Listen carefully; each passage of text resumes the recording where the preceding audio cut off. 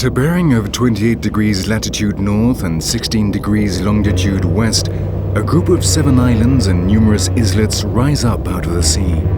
With its warm climate and unusual landscapes, this archipelago has from time immemorial captivated those who reached its coasts. Here lay perhaps the last traces of the legendary Atlantis or the Elysian fields depicted by Homer in the Odyssey. They were, in short, the Fortunate Islands.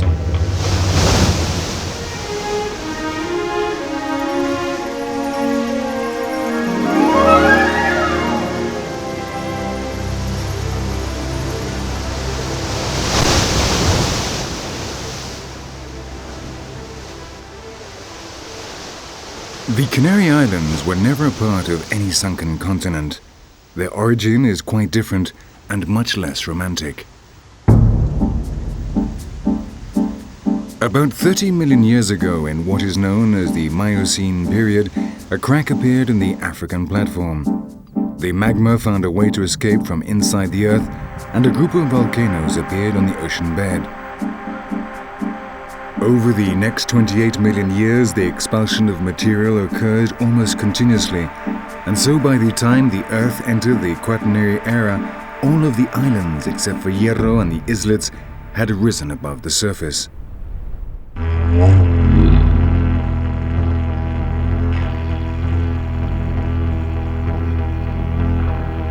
The landscape is almost exclusively the product of volcanoes, which have provided new materials for the islands with each successive eruption. The basic lava flows, called pauoes, form the gentle slopes. They were very fluid and solidified slowly, so they covered large tracts of land before going hard. Rivers of molten material could flow down the sides of the volcano at a speed of 50 kilometers an hour. The opposite occurred when the lava was acidic. The eruptions were much more violent, the materials were much less fluid, and the resulting landscape was much more rugged.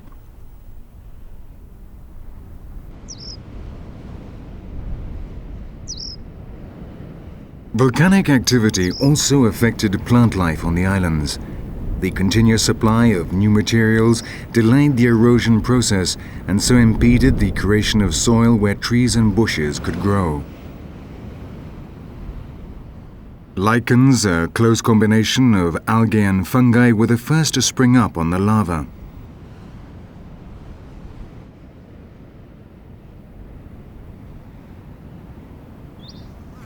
Their unequaled powers of resistance enabled them to grow right out of solid rock, something which no other plant could do. Their work was essential. Little by little, they broke down the rock and created organic material. In this way, they prepared the soil for those species that would come after them.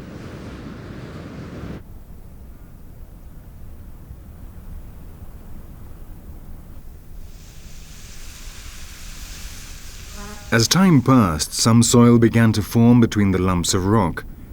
Herbs, which had adapted after millions of years fighting for survival, settled in these little nooks. Little by little, new species appeared.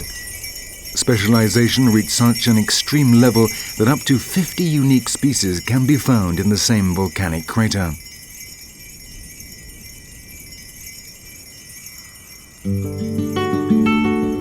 The Teide daisy, which is so similar to the common daisy, the tiny Teide violet, which has grey leaves that camouflage it until it flowers, or the stunning tar of jewels, are just a few examples of the variety of shapes, sizes and colors to be found on the lava-covered slopes.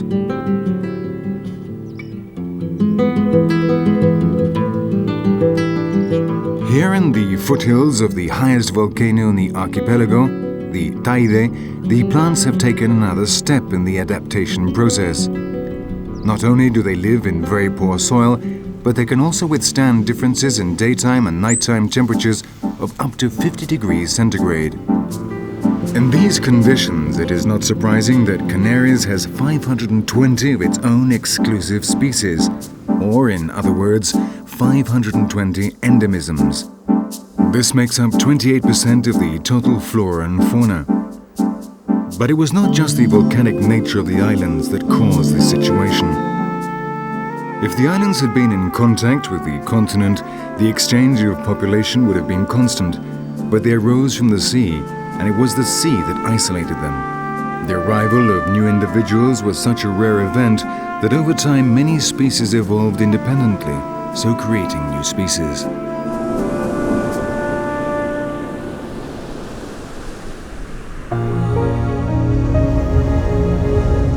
Under the surface, the opposite was true. The islands were never isolated, and the species that inhabit the coasts are the same as those present on the continent, and there is a continuous exchange between different groups.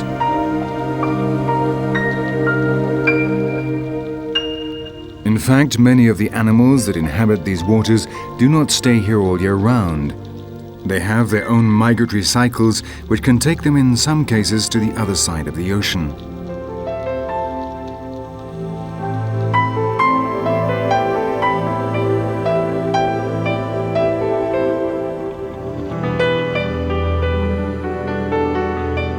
The water temperature is lower than might be expected because of the geographical position of the islands. The Canaries' cold current is responsible for this. It comes from the north, crosses the archipelago, and turns towards the Americas. It forms part of the Gulf Stream, which crosses the Atlantic clockwise from the Sargasso Sea to Spain and North Africa. The same current that Christopher Columbus used on his voyage of discovery to America in 1492.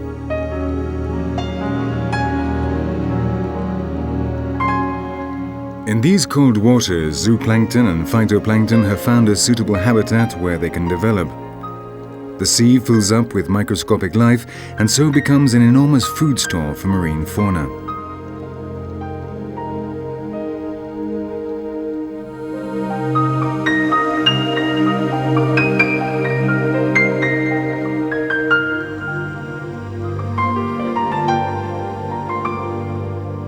Fish, mollusks, and crustaceans of all species live together in an ecosystem that owes its existence almost entirely to the water temperature.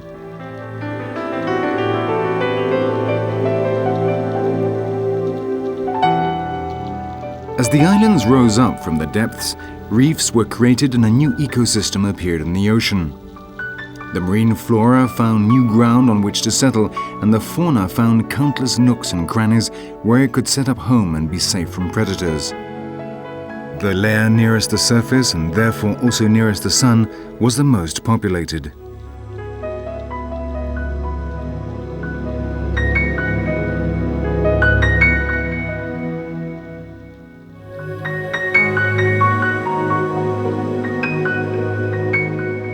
Some garden eels appear out of the sandy bottom between Lanzarote and Fuerteventura. These are the most easterly islands and are the only ones that share the same coastal platform. This has led some people to suggest that they may have a continental origin. The rest of the islands, however, are isolated, and there are enormous abysses between them which reach depths of up to 3,000 meters. They are not anchored on the continental platform and lie instead on the thin oceanic crust.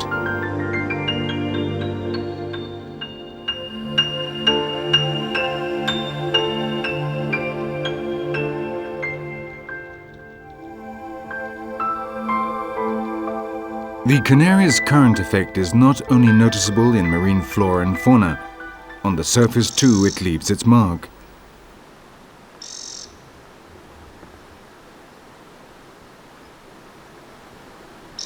The ocean reduces the temperatures and fills the trade winds with humidity.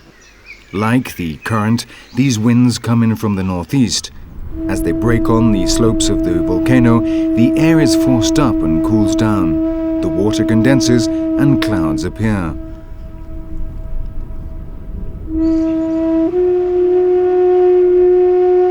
With the arrival of the clouds, the islands receive one of their most priceless goods, water.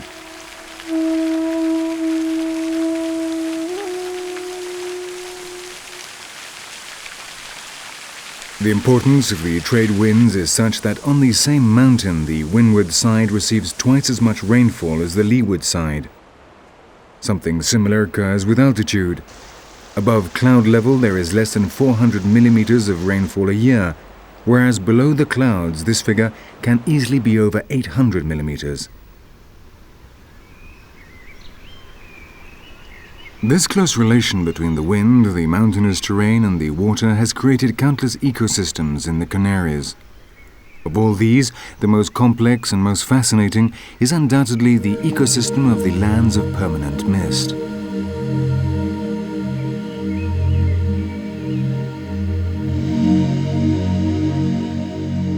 Here the laurisilva grows surrounded almost constantly by clouds.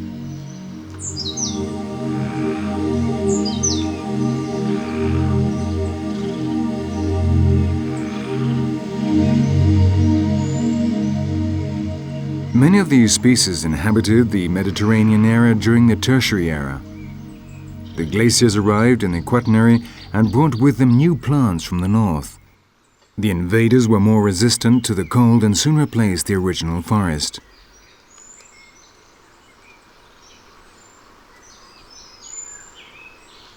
In the archipelago, however, the good climate and the state of isolation brought time to a halt. As happened in Arthur Conan Doyle's novel The Lost World, the Canaries did not undergo any notable changes and the flora continued its evolution far away from the problems on the continent.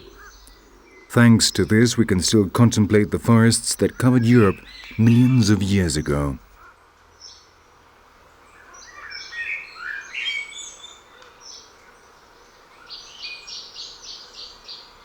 In many places, the forest is so thick that hardly any light reaches the ground, so only moss and ferns can grow there.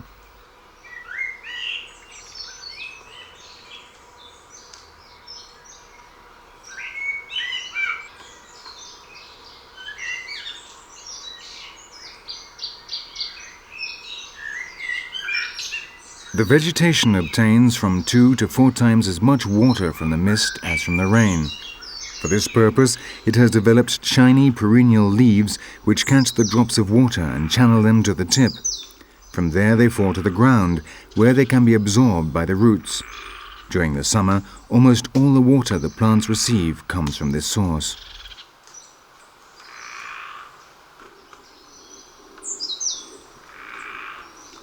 The wealth of fauna is just as spectacular as the flora. There are a large number of endemic species of reptiles and amphibians, and almost 60% of the invertebrates in the forests are exclusive to the archipelago.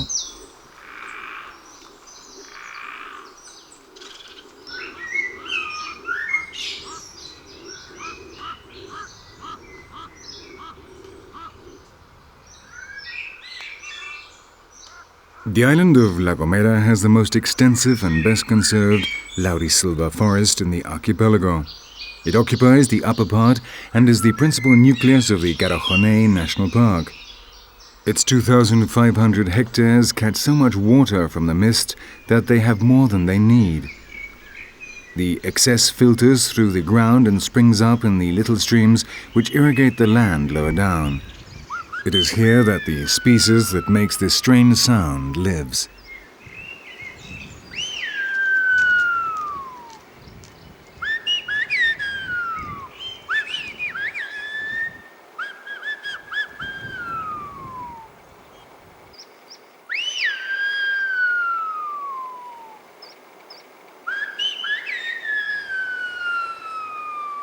From time immemorial, the inhabitants of La Gomera have communicated by whistling, a unique language which is exclusive to the island.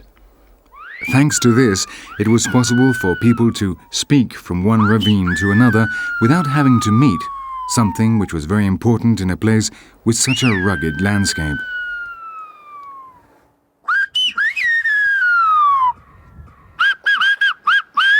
However, fewer and fewer people use the whistling language. The improvement in communications and means of transport are hard competitors for this cheap, traditional type of mobile phone. The residents of La Gomera channel the water that comes down from the laurisilva forest and use it to cultivate the lower slopes. There are no flat lands here, so all crops have to be planted on terraces and small plots. In many cases, all the work is done by hand.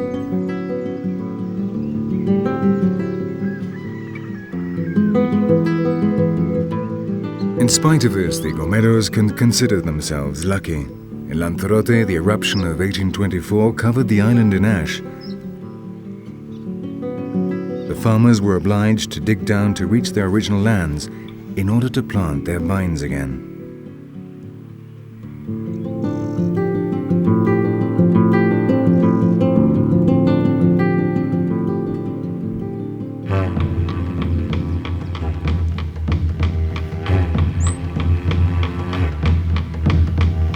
We do not know for sure who were the original inhabitants of the Canaries.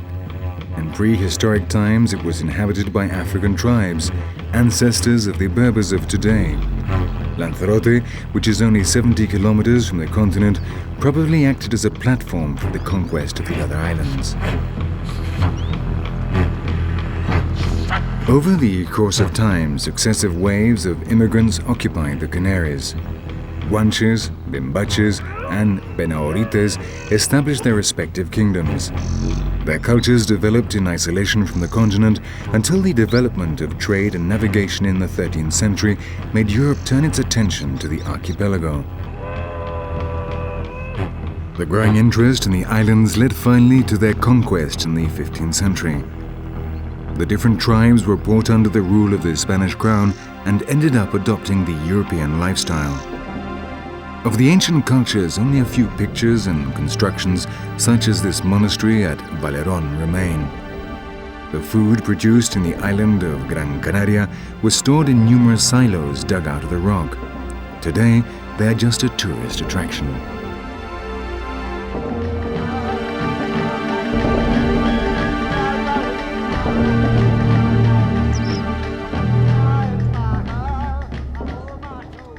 From the 18th century onwards, the Canaries began to interest the naturalists of the time.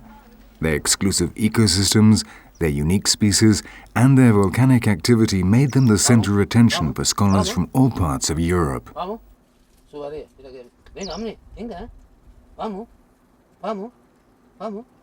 The conservation of endemic species such as the Galochia stellini, a lizard from Gran Canaria, or of ecosystems such as the Laurisilva forest led the Spanish government to protect the main natural areas on the islands.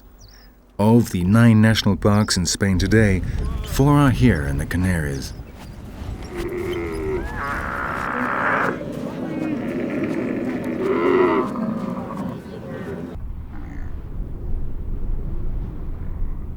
With the creation of protected areas and the improvement in communications, the islands underwent their latest transformation.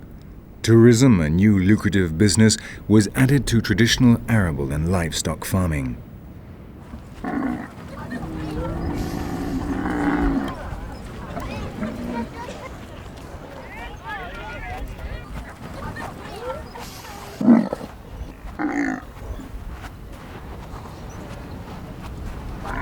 Hundreds of thousands of tourists visit the islands every year. Many come in search of the sun. Others, however, are fascinated by its landscapes and by the volcanic activity still present on some of the islands.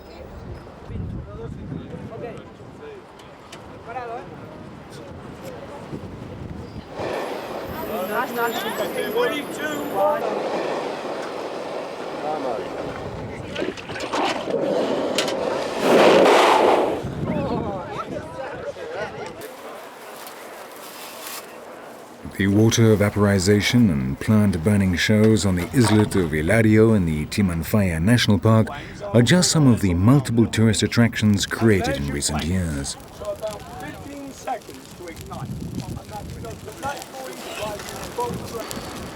Just 15 meters underground, the temperature is over 610 degrees centigrade. The magma is not very far below ground and a new eruption could happen at any time. A danger which does not seem to bother the tourists very much.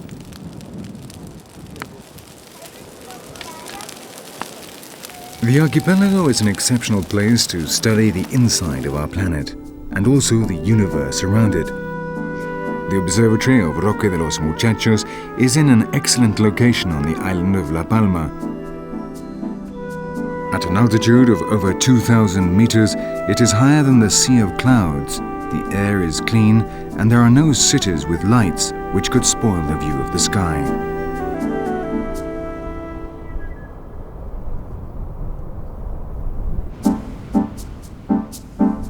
The Canaries is also a special place to study the colonization capacity of flora and fauna.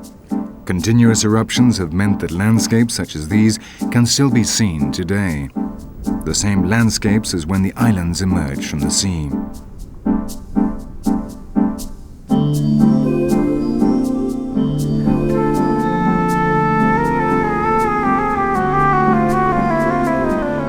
After each new eruption, part of the land was buried and the slow process of life had to start again.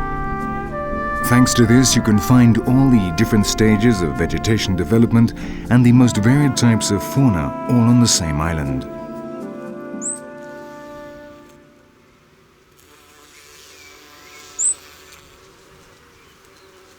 The conditions found by the reptiles, insects and birds that started the colonization of the islands are still intact in many places.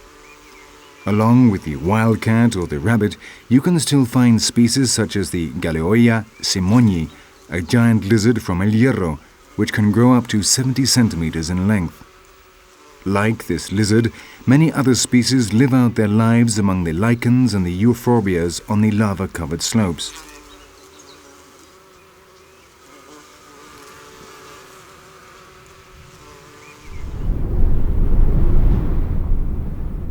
The archipelago is still in a process of formation. Fumaroles, eruptions and small earthquakes show us that its genesis is still not over. There have been 18 eruptions in the last 500 years.